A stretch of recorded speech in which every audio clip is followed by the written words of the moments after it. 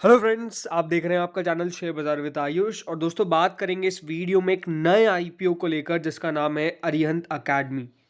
Arihant academy IPO दोस्तों open होने वाला है।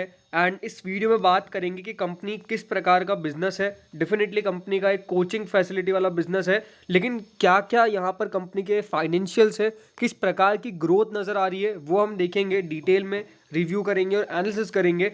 बट ये बहुत इंपॉर्टेंट है कि क्या इस आईपीओ के अंदर पैसा भी बन पाएगा, ये भी हम समझेंगे। तो इस वीडियो को पूरा आप जरूर देखिएगा।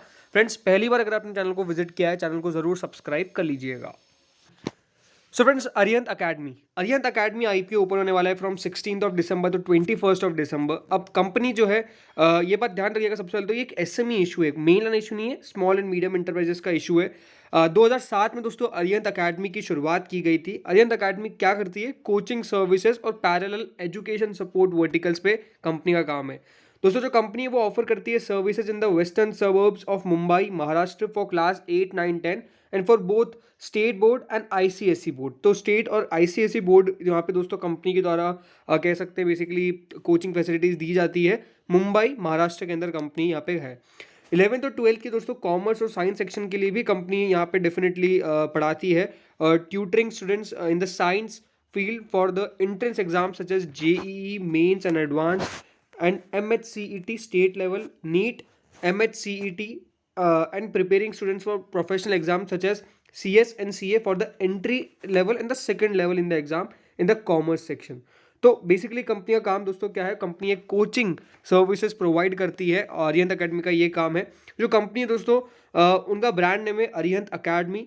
अब कंपनी जो है वो मैनेज करती है क्या? Develop a base in the coaching class sector bye setting up 8 branches at the time of taking over the business of the MS Arihant Academy to 14 branches across all the sections. Arihant Academy Limited caters to around 6,000 students from these 14 coaching centers।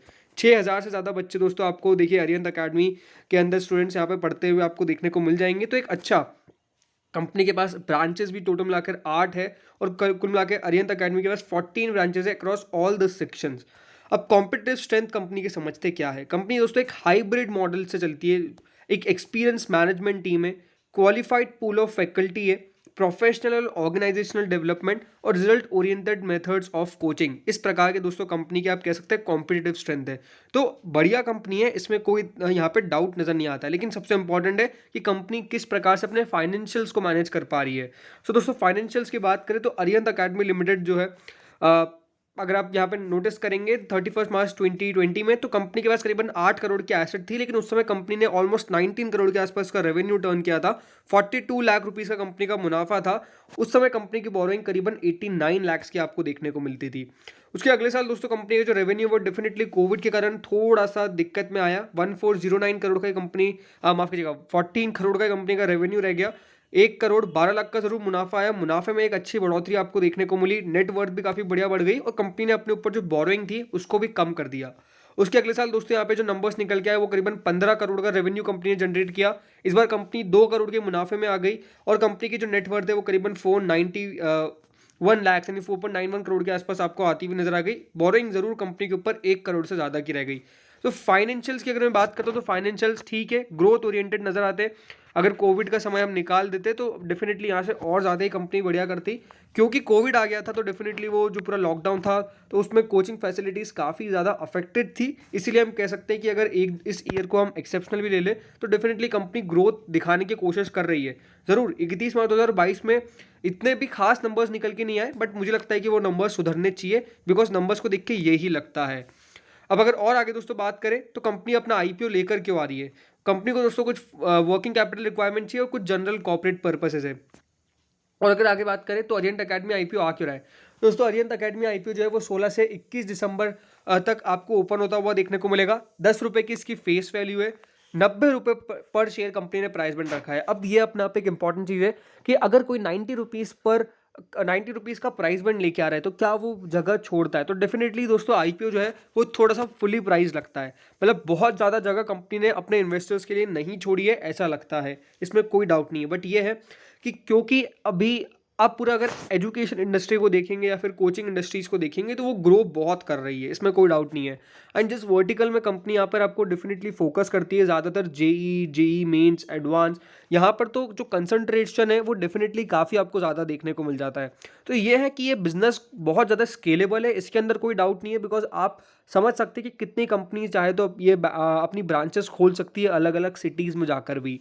And एक brand company ने अगर establish कर लिया है अपना Arihant academy के नाम से, तो वो डेफिनेटली आगे भी चल सकता है। ज़रूर परफॉर्मेंस पे बात आती है, बिकॉज़ ये बात तो सबको ही पता है कि जो भी कोचिंग फैसिलिटीज़ में जो भी आप कोचिंग में जाएँगे, पहले आप उसका ट्रैक रिकॉर्ड देखेंगे कि कितना ज़्यादा स्टूडेंट्स ने उस एग्ज़ाम को XYZ जो भी है पास किया है। तो अपने आप में सबसे पहली बात तो ये है कि जो भी कस्टमर आपको नया मिलने वाला है, उसके लिए आपको अपना पूरा ट्रैक रिकॉर्ड जो है वो बढ़िया करना पड़ेगा, इसमें कोई डाउट नहीं है। बट अगेन जैसे मैंने कहा कि एक अच्छी बात क्या है कि बहुत स्केलेबल बिज़नेस है, मतलब बहुत ग्रोथ कर सकते हैं डेफिनिटली। हाल फिलहाल में ये जो पूरी इंडस्ट्री है उसने भी बहुत ग्रोथ करी, इसमें कोई डाउट नहीं है। ज़रूर ये है कि क्योंकि अब ज़्यादा कंपनी का काम ऑफलाइन है, तो ये एक फैक्टर पड़ सकता है। बट अगर कंपनी अपने आप को शिफ्ट ऑनलाइन में भी उसी तरीके से बढ़िया कर लेती है, तो आई थिंक बहुत स्केलेबल ये आपको बिजनेस होता हुआ देखने को मिल जाएगा, इसमें कोई डाउट नहीं है। अब दोस्तों यहाँ पर और अगर आगे देखिए जो भी कंपनी ने डिटेल्स बताई है, तो दोस्तों करीबन 14.72 करोड़ का ये इशू है। फ्रेश इशू का पूरा फ्रेश इशू है। Issue type fixed price issue IPO है, जो आपको सिर्फ NSE पर लिस्ट होता हुआ देखने को मिलेगा। 50% for the HNIs and 50% for the retail category. Company के दोस्तों जो मार्केट मेकर है वो है श्रेणी शेयर्स प्राइवेट लिमिटेड, और कंपनी के प्रमोटर है मिस्टर अनिल सुरेश कपासी और मिस्टर उमेश आनंद पंगम। ये दोस्तों कंपनी के प्रमोटर्स हैं। और अगर आगे यहाँ पे न्यूज देखें तो डेफिनेटली जो IPO की डेट्स है 16 से 21 तक ये IPO खुलेगा। 26 को अलॉटमेंट है, 29 को इसकी लिस्टिंग है। एंड दोस्तों यहाँ पे जो एक लॉट के लिए आपको पैसा देना है वो करीबन 1,44,000 रुपीज़ देने पड़ेंगे। 2,88,000 रुपीज़ आप अगर लगाते हैं तो आप स्मॉल HNIs की कैटेगरी में आ जाएंगे, जिसमें 2 लॉट लगेंगे। प्रमोटर्स की होल्डिंग अभी तो पूरी 100% है, लेकिन आफ्टर द इशू 73% रहती हुई देखने को मिल जाएगी। तो अगेन द क्वेश्चन राइजेस, क्या अप्लाई करना चाहिए? तो डेफिनेटली यही है कि लॉन्ग टर्म के लिए इशू तब भी हम कह सकते हैं कि बढ़िया नज़र आ सकता है। शॉर्ट टर्म में बहुत पैसा बन जाए, मुझे लगता है कि ऐसा नहीं है। बट ये है कि देखिए सब्सक्रिप्शन कितना आता है वो अपने आप में एक बहुत बड़ा फैक्टर करेगा। बट यही कि फॉर ज़्यादातर मैं आपको कहूँगा कि लिस्टिंग गेन से बढ़िया लॉन्ग टर्म के लिए ये इशू करना चाहिए। बट ये है कि थोड़ा बहुत अगर पैसा बनता है तो वो ये कि आप SMEs में कितना रिस्क उठा सकते हैं, वो आपकी खुद की रिस्क कैपेसिटी पे है। अभी तक इसकी ग्रे मार्केट स्टार्ट नहीं हुई है, बट मोस्टली ग्रे मार्केट भी होगी जो स्टार्ट, तो वो बहुत ज़्यादा ऊपर नहीं जाने वाली है, ये मुझे ऐसा लगता है। तो वही दोस्तों चीज़ें हैं, बट ओवरऑल ठीक है, कंपनी बढ़िया है, फाइनेंशियल ट्रैक बढ़िया है। तो ऐसा बहुत दिक्कत जो है वो कंपनी के अंदर आती हुई देखने को नहीं मिलेगी। प्रमोटर्स ने भी काफ़ी अपनी स्टेक रख रखी थी, अब जाके दोस्तों स्टेक बेच रहे हैं, तो ये भी अपने आप में एक बहुत बड़ी बात है।